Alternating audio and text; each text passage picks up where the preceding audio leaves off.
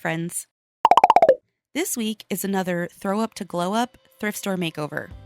This is a series where I take the ugliest thing that I can find at the thrift store and try to make it over into something amazing. This time, I have this insane panda planter. Obviously, ugly is subjective. It's in the eye of the beholder. And I behold some ugly eyes. Seriously, they gave up like halfway through this one. Okay, so this is a panda hanging onto a little tree that kind of looks like a boot. And the paint job is not great. It's very streaky, and the finish of it down here is really rough versus up here where everything's shiny and smooth. The back looks slightly less nuts, but the problem is that everything is sort of indented in. Like the eyes are shaped into the head, so I'm gonna have to find a way to fix that. The inside is disgusting, and the bottom says made in occupied Japan. What does that mean? Okay, so made in occupied Japan means that it was made in Japan during the Allied occupation after World War II. So there's a little bit of history here, and I'm not really sure if I should actually go through with this makeover. Let me do a little bit more research. 20 minutes later. Okay, after some research and talking it over with some other creators, here's what I figured out. There are a lot of these planters online. It's not rare at all, and it's definitely not worth anything money-wise. So I am going to continue with the makeover because I figure me creating something that I will hopefully love and treasure and put on my shelf and look at for all of my days is going to be a better life for this little thing than sitting in a thrift store or possibly getting thrown in the trash. So even if you still disagree with me, which is fine, I did think about it a lot, and that's my thought process. Also, I have an idea for this that is pretty dang ambitious, but I'm nothing if not crazy, so we'll see what we can do. Okay, so the first thing I need to do is clean this baby out, because she be nasty looking. So let me just get some alcohol spray and try not to vomit. I'll use my handy dandy stirring stick to really get in there. The noises coming out of this thing. She does not want to be cleaned that deep. But you nasty girl. And yes, this is a girl. She told me she was, and I don't question it. It's up to her, not me. Let me clean all the little crevices everywhere. Now, okay, I have a sort of vague plan. I don't know if it's going to work, so we're just going to kind of figure it out as we go. But the first thing that I want to do is cover this entire thing in clear gesso, because I want to use clay on this, so I need a grippy surface. And sanding is not going to do anything. Clear gesso says that it adds some tooth, and we need teeth. I'm also getting a lot of little brush hairs in there, so I guess we're getting a little bit of floss also. Seriously, where do you find loose, fluffy brushes that don't shed everywhere? All of my nicer brushes are really compact, but I need a very floofy brush sometimes. Also, again, I have no idea if this plan is going to work in real life or just in my head, but that's kind of how most of my plans are. They're flawless in my head, and then we end up having to pivot. All right, now that the gesso is dry-ish, I'm going to use some clay to de-crazy this girl. And look, I have real fancy people clay now. No more of that crappy clay that you guys always tell me I shouldn't use. And I got lots of things to seal it up so that it doesn't dry out. Also, I'm going to need to be able to turn this around to work on it, so I have a way too big cake decorating turntable and a silicone mat on top to make cleanup and transport easier. I have my water, and someone in the comments said that I should make something called slip, which is clay mixed with water and acts sort of like a glue for the clay. So I'm going to make some of that. Do I know how to make it? No, but it's clay and water, and I have both of those. All right, let's do this. I'm starting on the back of the tree trunk here, just slopping it on and smoothing it out. I don't really have an end goal here. I'm just getting a feel for the clay and seeing if it's even going to stick, which it does. But the water that I'm using to smooth it is sort of causing the gesso to pill and peel up. And I don't really need to cover the trunk that much anyway, so I'm just going to move on to covering up the creepy eyes. I'm just putting on clay, trying to make a flat surface, and it's working-ish, but it's really uneven because of that gesso that's coming up. So don't do that. Don't use clear gesso on ceramic and then add clay and water. Dum-dum. I am finding it really hard to get my chunky little phalanges into all of the little crevices, so I used a paintbrush to get in there. Then I added clay to the arms to get rid of the wrists and make them more stubby. Then I did the same for the bottom or back legs. Not that I'm very far into this really, but this clay is way easier to use than the clay that I tried before. So you guys were right. Good job. I mean, I don't know what I'm doing right now, but it's easier to do whatever it is. Okay, I set that aside to dry for about 30 minutes, and it's obviously still wet, but it looks okay and nothing has fallen off. So it feels safe to keep going. I'm adding clay to the rest of her body because I want to add some texture to her, because we're going to do another species change, and she's going to become a dragon. Why is every species change a dragon? Anyway, I had the idea to do scales, so I'm going to cover her entire body in clay so that I can indent her with scales. I don't really know how to do that yet, but we'll cross that bridge when we get to it. I'm just trying to go slow, area by area, smoothing her out with my fingers and water and a brush. I did also paint some slip onto the panda in each spot before I added the clay. And I guess I'm not actually sure if I'm painting it on the gesso or just the ceramic, and I don't actually know if it's doing anything, but it does make me feel better. All right, let's cover up the rest of her head and this really annoying area near her belly. And sorry if this footage is terrible. It was nearly impossible to film because it was nearly impossible to even work in there. Looking back at the footage, this is looking pretty lumpy, but I was feeling fan-freaking-tastic about how this was going. And honestly, I'm not sorry about that.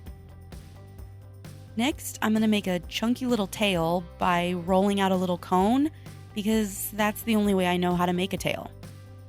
And then I scored the clay on both sides and used slip to attach it. Then I spent a lot of time shaping it into something nicer, because her tail is thick. It's not very aerodynamic. Then I tried something even more ambitious and made spikes going down her back. I just rolled out some clay and cut out a little section of spikes, scored both the spikes and her body, added some slip, and slapped them on.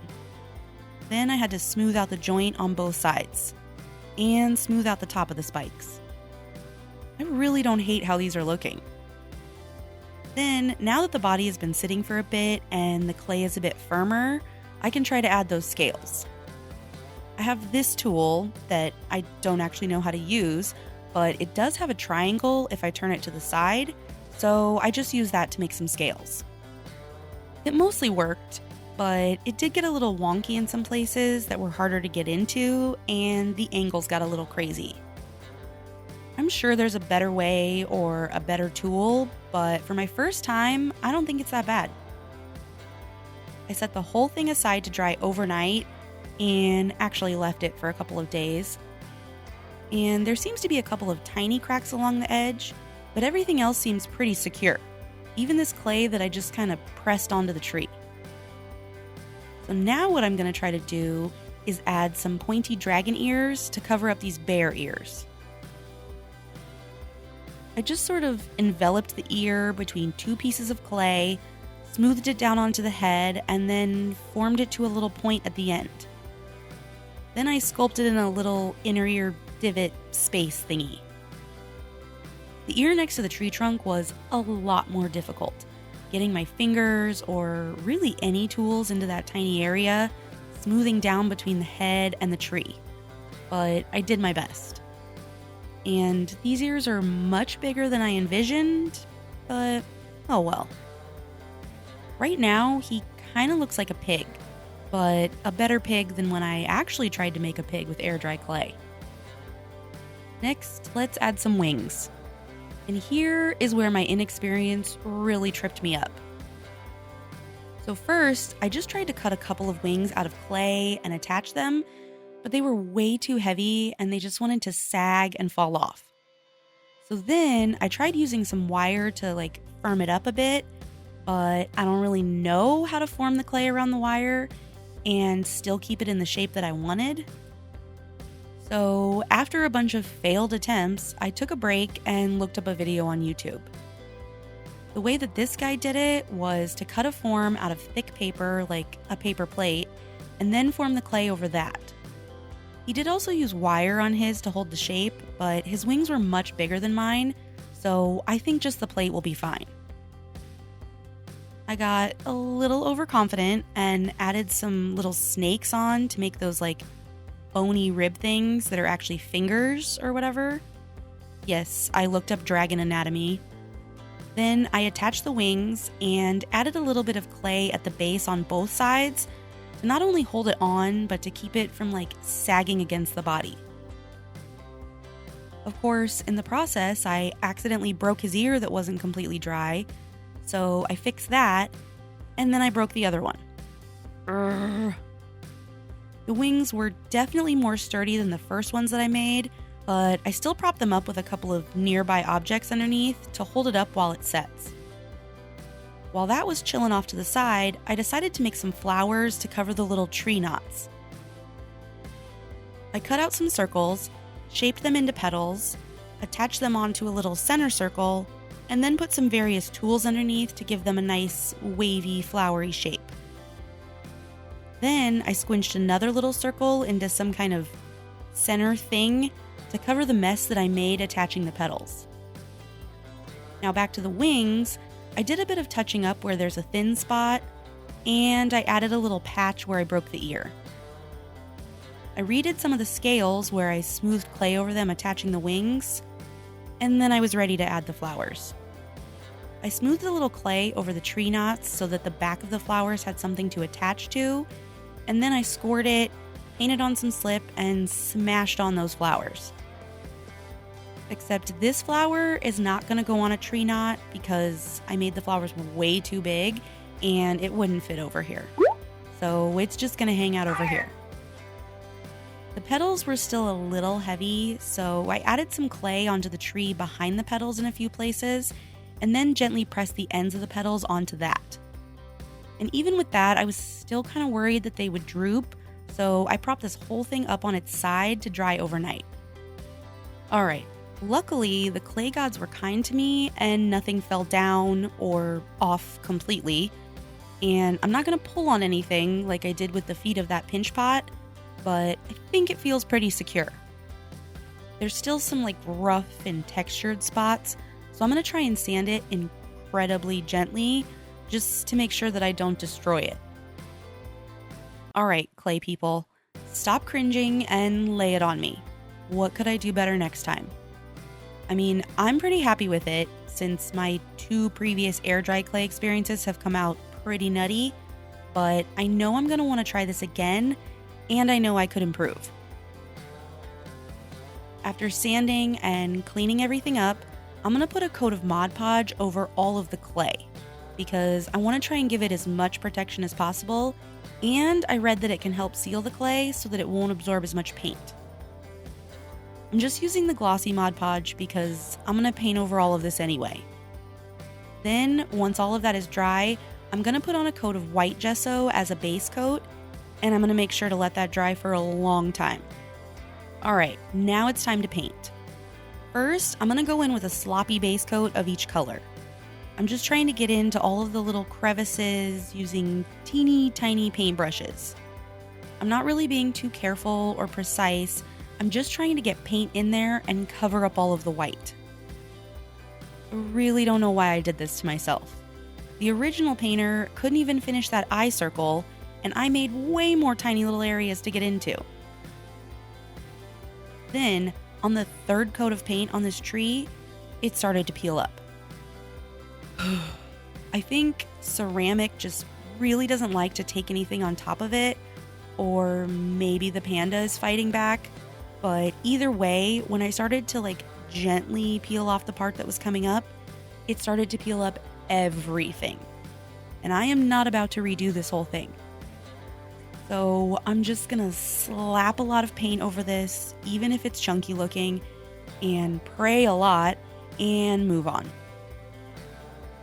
I have to constantly flip this thing around to try and see in all the little nooks and crannies and check every angle to make sure that I cover any white that can be seen. At least half of the time I'm fully out of frame, and even when it's in frame, the spot I'm painting is just angled in a way that you can see nothing. And I still know that I missed some spots because I just couldn't angle a brush in a way to get in there. I need a brush that's bent in a 90-degree angle or something. Do they make brushes like that? I moved on to the dragon, finally, with a seafoamy sort of green on the belly and inner wings, and then a dark teal for the rest of the body. I'm making a pretty big mess as I go, so it's going to take a lot of touch-ups. And then when I get to adding all of the purple details on the wings, I'm regretting all of my choices. Okay, well maybe not all of them, but definitely my wing choices. Here's what it's looking like after the base coat on everything. And then it's time to start with the touch-ups. I started with the areas that are underneath or behind other things and in all of the tiny little crevices. I'm just covering up any mistakes and evening out any lines just so that it doesn't stick out as looking messy. The amount of white spots that I can see while editing this, I better get those eventually or I'm going to be so mad. Also, every time I go to paint something, like the inside of the dragon's head, I'll also accidentally brush against the tree and get teal on the bark. Remember when I said I wanted a brush that was bent at a 90-degree angle? I also want a brush that will only hold paint on one side. See? Ugh. Alright, with all of that finally done, I'm going to add the details. See this area here at the base of the flower? Flowers don't grow straight out of tree bark. And I know no one will ever see it or know that it's there, but I don't like it. So I'm just gonna slop some green on there. Then I painted in all of the lines on the bark. And remember last week when I raved about how much I love painting branches? I must have jinxed myself because I did not love painting this. I do love how it came out in the end, but painting all of these little lines and trying to keep them going in the right direction, but also look natural, ugh. Also, obviously getting into all of the tiny little spots. I went in with a lighter color to try to give it more variation, and immediately hated it. And I mean immediately, so I covered that back up. Then I went over the whole thing with a thin wash of brown paint diluted with water to kind of tone down the dark lines a bit. For the flowers, I went in with an orangey red around the outer edge first so that I can make sure that it's nice and even underneath, because that matters, and then I blended in from the edges, making a gradient towards the center. I painted in the veins or folds or whatever you call these things and added some flower freckles. Then, since I thought the insides needed something a little more, I added purple into the center, also so that the dragon and the flowers don't look so far off color scheme-wise. Last, we can move on to the dragon. I really wanted him to stand out a bit, so I added some of this color shift paint to make him a bit more flashy. For the wings, I mixed this one called Purple Flash into the paint that I used originally. And of course, I left a big dumb swipe of purple across the flower and didn't notice until it was dry. So let me just spend a bunch of extra time fixing that. Now, for the dragon's body, I'm going to use more color shift paint in Dragon Flash, appropriately, and try not to get it everywhere. I originally had this iridescent turquoise paint that I really wanted to use, but I tested it and it doesn't coat evenly, like it leaves a bunch of streaks. I tried mixing it into the teal paint, but then it barely showed up. I also tried the Dragon Flash over the teal paint, but it was just too gold. So I ended up mixing it in and it gave just the right amount of shimmer. Even with all of this, I still feel like this dragon is missing something. Like it needs more detail somewhere. Maybe it's just because the colors are darker than I would normally use. So do I add something to the flowers or just leave them? I mean, I have glitter. No, let's quit while we're ahead and just leave it. Because now I have to figure out a face. I can't get super detailed and do dragon eyes like this. So what if we do some big cute eyes like it's a little baby girl dragon? Some little nostrils and maybe a simple little line for a mouth. I'll paint everything in very carefully, add some lashes, touch up the edges because of course I have to, and then add some eye shinies. And I hate it. It just doesn't look right. She looks like she's on something. So let's try something else. Okay, that looks better. But I want to add some eye shinies again. So before I add another layer of paint, I'm going to take a picture of her and draw some eye shinies on there to test it first. Okay, that looks good. Let's add those. Oh, she's so cute. Yay! I am loving her. She looks fabulous. So let's seal everything in and protect her with a few coats of glossy varnish. And here she is. Okay, I am very happy with this makeover. Her ears are not the best, but we all have lumpy areas that we'd rather not talk about. And the rest of her transformation was definitely a success. Her eyes are so much better, and I kind of love that her stumpy little legs are hanging onto that tree for dear life. The flowers came out so pretty, and overall, I'm really proud of finally creating something with air dry clay that doesn't look like it came out of my back end. Yay me! Now, I gotta find more ugly things because this was the last one in my stash so far. So, what do you think? Thanks so much for watching, and I'll see you next time.